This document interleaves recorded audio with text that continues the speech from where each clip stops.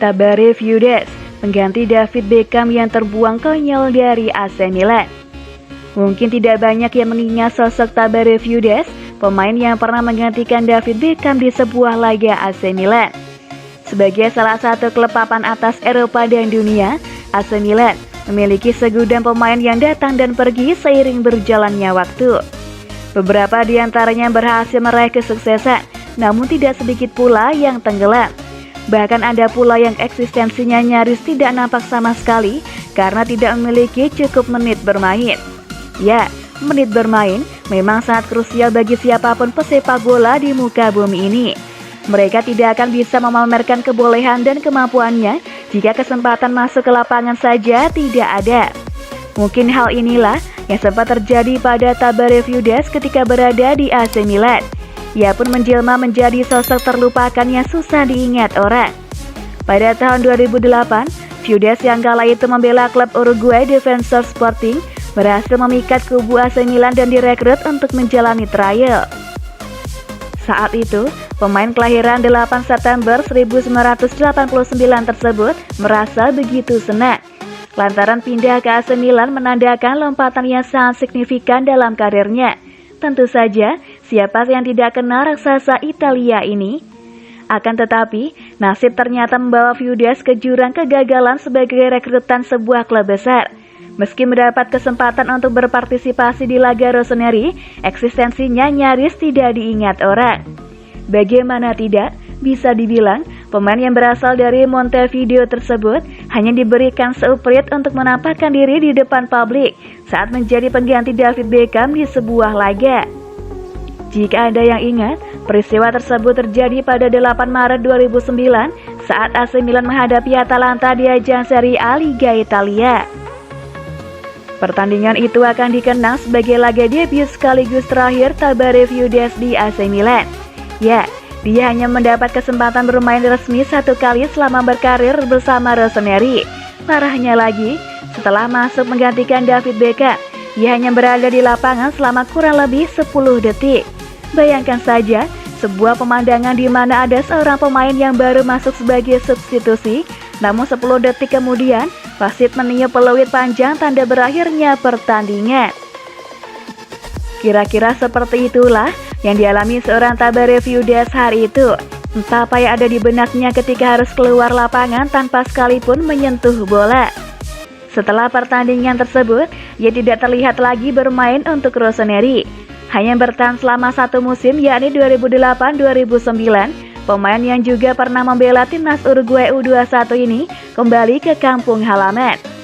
Usai terbuang konyol dari AC Milan karena dimainkan tidak sampai 10 detik dan kontraknya diputus secara mutual, ia pun pulang ke pelukan mantan klubnya Defensor Sporting pada musim panas 2009.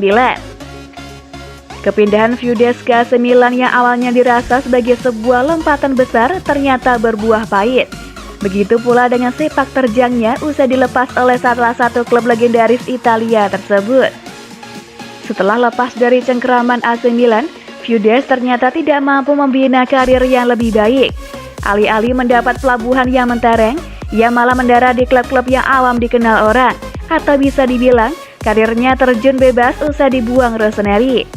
Sekalipun ia tidak pernah bermain di 5 liga top dunia.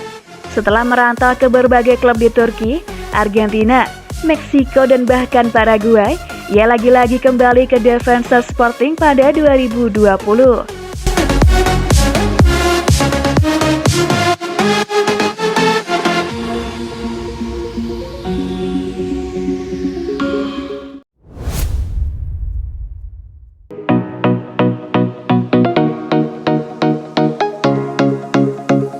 Giroud janjikan cetak minimal 15 gol buat AC Milan musim ini. Striker anyar AC Milan yaitu Olivier Giroud berjanji kepada para tifosi bahwa dirinya paling sedikit mencetak 15 gol untuk Rossoneri di musim ini.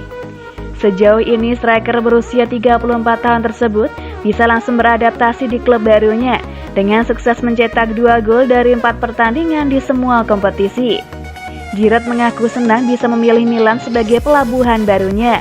karena semasa kecil dulu, ex-striker Arsenal ini sudah mengagumi Milan sejak era Marco van Basten dan juga Franco Baresi. Pilihan mudah untuk bergabung dengan Milan. Saya sudah mendukung klub ini sejak saya muda dulu, di mana tim saat itu berisikan Papin, Van Basten, dan Baresi, ucap Giroud kepada Telefoot. Saya bangga bisa bergabung ke klub ini dan semoga saja saya bisa menikmati waktu saya di sini. Kehadiran Giroud di San Siro langsung disambut dengan hangat oleh para tifosi Rossoneri dan sambutan itu membuat sang penyerang terkesan dibuatnya. Sambutan yang saya terima begitu luar biasa. Saya langsung dianggap seperti keluarga oleh mereka dan sejak saat itu saya langsung merasakan dahaga kemenangan bersama Milan, lanjut Giroud. Saya yakin saya bisa mencetak paling sedikit 15 gol musim ini.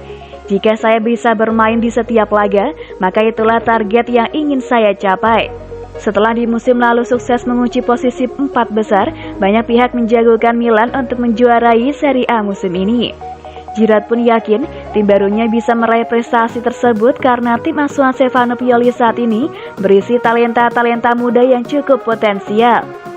Saya harap demikian, ucap Giroud saat ditanya apakah Milan bisa merengkuh Scudetto musim ini. Kami punya banyak pemain muda yang berkualitas, dan itu adalah salah satu target yang kita canangkan musim ini, pungkas juara Piala Dunia 2018 ini.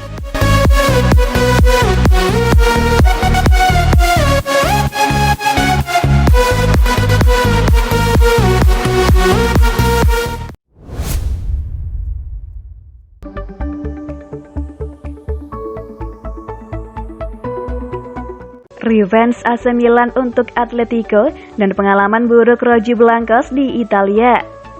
Matchday kedua fase grup Liga Champions bakal menyajikan sejumlah laga menarik. Satu di antaranya adalah AC Milan versus Atletico Madrid. Pertandingan lanjutan Liga Champions antara AC Milan versus Atletico Madrid akan berlangsung di Stadion San Siro, Rabu 29 September pukul 2 waktu Indonesia Barat. AC Milan dan Atletico Madrid jelas membidik kemenangan pada laga kedua di Liga Champions untuk mengamankan peluang melaju ke babak 16 besar. Terlebih bagi Rossoneri yang pada pertandingan pertama menelan kekalahan dari Liverpool.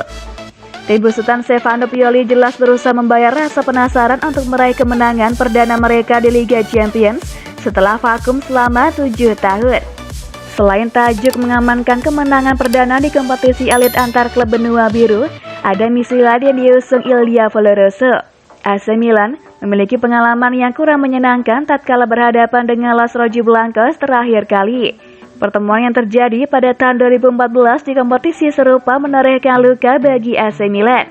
Bagaimana tidak, mereka tersingkir di babak 16 besar Liga Champions setelah kalah 4-1 dari tim sekota Madrid ini. Meski 7 tahun telah berlalu, Rossoneri diprediksi bakal membalas kekalahan di pertemuan terakhir mereka dengan kemenangan kandang di San Siro tengah pekan ini. Terlebih lagi, performa AC Milan lagi bagus-bagusnya di Liga Italia. Faktor kedua, Atletico Madrid memiliki pengalaman yang tak bersahabat ketika bermain di Italia. Tim asuhan Diego Simon ini tak pernah menorehkan gol sama sekali di 4 pertandingan Liga Champions kala berlangsung di negeri Pisa. Terakhir kali Atletico Madrid menorehkan gol di Italia pada musim 2013-2014. Dua faktor ini membuat AC Milan di atas kertas bakal lebih mudah untuk meraih kemenangan sekaligus menyukseskan misi revenge jumpa Atletico Madrid.